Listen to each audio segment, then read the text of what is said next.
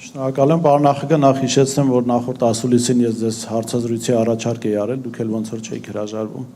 էլի հիշեցնում եմ, հարցազրույցի առաջարկը ձեզ հետ, իսկ հարցերս հետևյալի մասին են, նախ բնական է, որ այսօր շատերը հոգնել են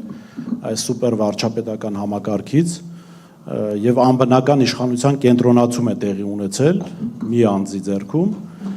դուք ինչպես եք տեսնում, արդյոք ապագայում, երբ փոխվի իշխանությունը, պիտի վերանայվի այս մոտեցումը, մի քիչ վերաբաժանում արվի լիազորությունների, իրավունքների, եւ երկրորդ հարցս, երբ որ այսպես անդադ ձեզ կառավարման տարիների մասին են հարցնում, ես էլ այդ մասով մի հարց ունեմ, երբ հետադարձ նայում եք, կասեք 3 պաշտոնյայի անուն, ում հիմա որ նայում եք չեք նշանակի այդ բարձր պաշտոններին։ Հիմա այդ վերջի հարցը մի քիչ դժվար է, որտեղ մարդիկ կան, որ հիմա չկան, կոպիտ ասած, հիմա ես օբյեկտիվ չեմ լինելու, որտեղ հասկանում եք, մեր ավանդույթով գնացածների մասին կամ լավ կամ ոչինչ, հիմա, բայց նաև այդպիսի վիճակներ ունենք, հիմա նայեք, այս համանadrությունը իսկապես պրոբլեմ դառավ երկրի համար։ Չեմ կարծում, որ սահմանադրության հեղինակները մտածել են, որ այսպես է կարող լինել։ Չեմ կարծում, որ դա հատուկ էր արված եւ ամենից մեծ խնդիրը, որ անսահման հնարավորություն է տալիս գործադիր իշխանությանը ձևավորել բոլոր իշխանության ճյուղերը։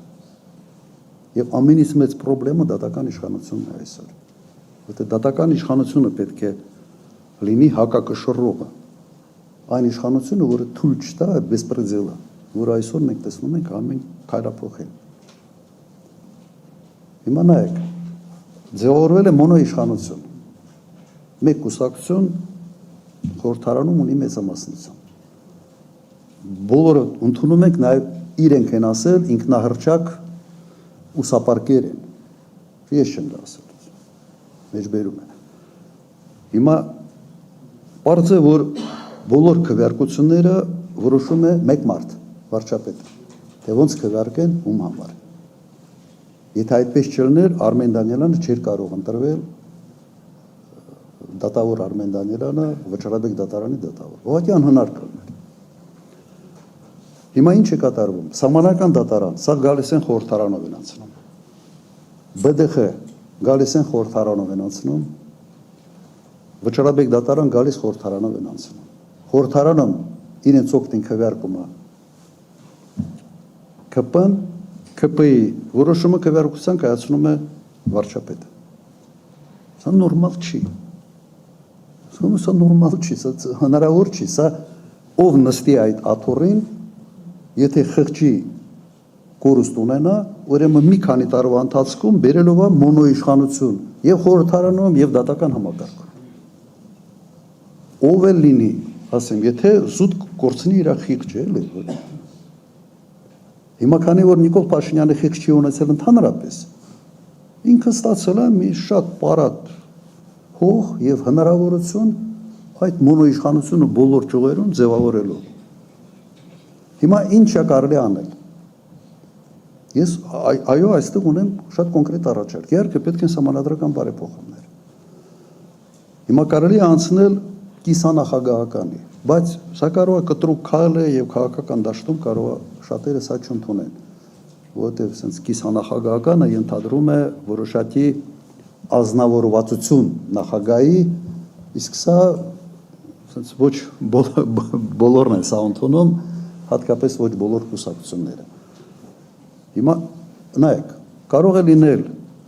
խորհրդարանական երկիր, բայց նախագահ ընտրվի ժողովրդի կողմից, ոչ թե խորհրդարանում։ Սա այն մոդելն է, որը եվրոպական, արևելյան Եվրոպայի երկրների մեծամասնությունը այդպես են աշխատում։ Լեհաստան, Չեխիա, Սլովակիա, համարյա Բուլղարիա, Ռումինիա եւ բոլորը այդպես են, բացի 2 երկրից թե 3 երկրից։ Եվ դատական իշխանության ձևավորման մի կոմպոնենտ մտնի նախագահ, որը ունի եւս առաջնային մանդատ։ Տարբերակ 1, տարբերակ 2, փոխել քվեարկության ձևը։ Ես օրինակ առաջարկեի եւ ինչ կկիրառեի։ Օրինակ, ԲՏԽ-ի անդամը ընտրվում է խորհրդարանի կողմից հետևյալ մոդելով, ոչ թե պարզ մեծամասնությամբ, այլ այդ պարզ մեծամասնությունը պետք է ներառի բոլոր ֆրակցիաների առնվազն կեսից ավելը, քվեարկեն ԲՏԽ-ի անդամի համար։ Հասկացաք։ Ոչ թե մի մեծամասնություն մի անգամից 51% հավաքում է եւ Արմեն Դանիելյանը դառնում է Վճռաբեկ դատարանի նախարար։ Նույնը անել Վճռաբեկ դատարանի նկատմամբ, նույնը անել սահմանադրական դատարանի դատավորի ընտրության հետ կապված։ Մի անգամից հարցը լուծում է։ Միգուցե դրա համար պետք է չի անել հանրաքվե, ուղղակի իրավաբանները պետք է ասեն։ Կրկնեմ այդ մոդելը։ Դատական համակարգի այդ կարևորագույն ինստիտուտների ընտրությունը անել հետևյալ կերպ։ Իրենք պետք է հավաքեն ոչ թե պարզ միայն մեծամասնություն 51%, բայց բոլոր ֆրակցիաների կեսից ավել։ Եվ այդ դեպքում ստիպված բերելու ես դատավորների անուններ, որոնք հարգանք են վայելում։ Հիմա հարգանք վայելող համակարգում դատավորները բոլորը կամ գործից ազատված են եւ բանը Եվրոդատարանում հերթ են կանգնած, թե իրենց որոշումները երբ է լինելու։ Շատ պարզ լուծում է, պարզ լուծում է։ Հնարավոր է դա անել։ Հենց հաջորդ օրը, եթե սահմանադրական բարեփոխումների հետ, եթե հանրաքվեի կարիք չկա։ Անելու ենք, այո, անելու ենք։ Եթե մենք գանք, այո, առաջին քայլերից մեկը սա է լինելու։ Ոչ թե ասելով եմ, այդ լավ էլ կոստյում է, այդ կոստյումն էլ ես չեմ հագնելու, օրինակ, եթե մեր քաղաքական ուժը հաղթի այս ընտրություններում։ Այն հիմա հրապարակային եմ ասում, որտեղ սա ձև չի, որ մեկ մարդը ինչ ուզի անի։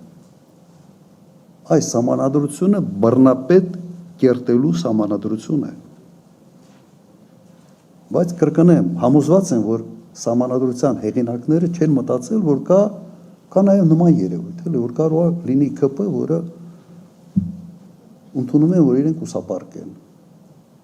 Բայց ինքը այդ պայմանները ստեղծում է այս սահմանադրությունը եւ սա մեծ պրոբլեմ է։ Այ առաջարկս ֆիքս ենք եւ նաեւ կփորձեմ դա մեր նախընտրական ծրագրում արձանագրել։ Շատ կոնկրետ։ Հանրային նշանակումների մասով անուն չհիշեց։ Ինչ։ Նախկին նշանակումների մասով անուն չհիշեց։ Նայ, մենք բայց ես միգուցե փորձեմ սկզբունքով ավելի մոտենալ հարցին։ Նայեք, օրինակ ոստիկանապետ Հայկ Արությունյան մահացել է, հիմա չկա։ Փայլուն մարդ էր, ազնվագույն։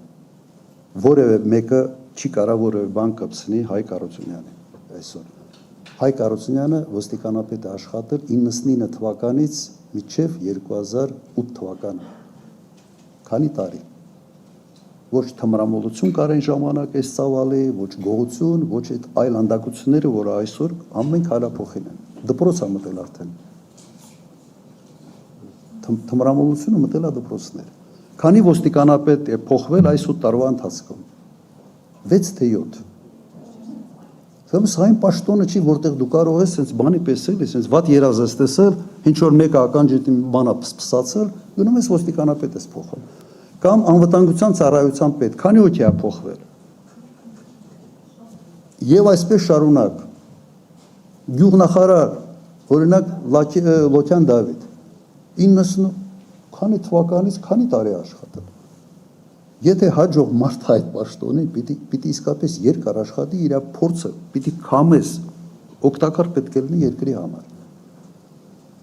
Եթե կայունության տեսանկյունից վերցնես, այսօր SMS-ով դու կարաս ԲԴԽ-ի անդամ փոխես, SMS-ով դու կարաս հակակոռուպցիոն կոմիտեի նախագահ փոխել։ Դու եթե այդ պատգամավորները, նայեք, կոռուպցիան դա իշխանության հանցագործությունն է։ Դու պիտի իշխանություն ունենաս կոռուպցիայի մեջ, այդ իշխանությունը պիտի օգտագործես, դրա անունն է կոռուպցիա։ Հիմա եթե այդ նույն իշխանությունը ձևավորում է հակակոռուպցիոն կոմիտե միայնակ, ինչ կոռուպցիայի դեմ պայքարի մասին ընդհանրապես կարող է խոսք լինել։ Կամ պիտի օրենքով որոշում լինի միայն ընդդիմությունն է, այսպես ասենք, այդ ձևավորման մասնակցում եւս տարբերակ է կամ այն մոդելը, որը ես ասացի։ Երևի այսքանը։ Ռադար